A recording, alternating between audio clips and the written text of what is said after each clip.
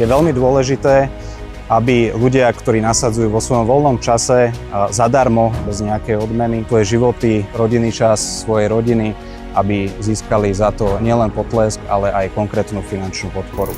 Finančná podpora by mala mať pravidelný rámec tak, aby každá DHZ-ka v kraji sa vedela spoľahnúť na Žilinský samosprávny kraj ako svojho partnera. Povedzte nám teraz niečo o zbore, o tom, ako to funguje.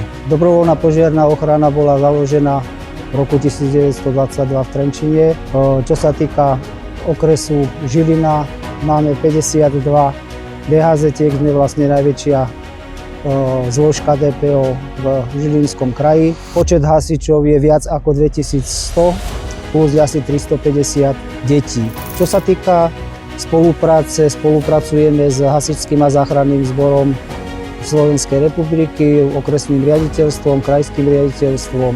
Spolupracujeme ako na výchove detí a dorastu. Darí sa nám spolupracovať aj s VUC-čkom, kde nám VUC-čko pomohlo v minulom roku asi 1500 eurami a v tomto roku asi 1600 eurami.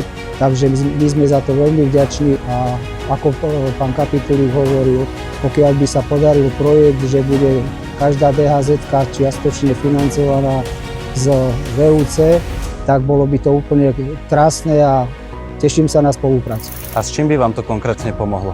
Určite by nám to mohlo pomôcť pri nákupe našej techniky, pretože vybavenia nikdy nie je dosť, aj keď teda od štátu Slovenskej republiky sme dostali nové IVK, nové protipovodňové vozíky, techniku, ktorú používame, ale stále je čo vylepšovať, pretože doba ide dopredu. Super, ja vám ďakujem za všetko, čo robíte a teším sa na spoluprácu.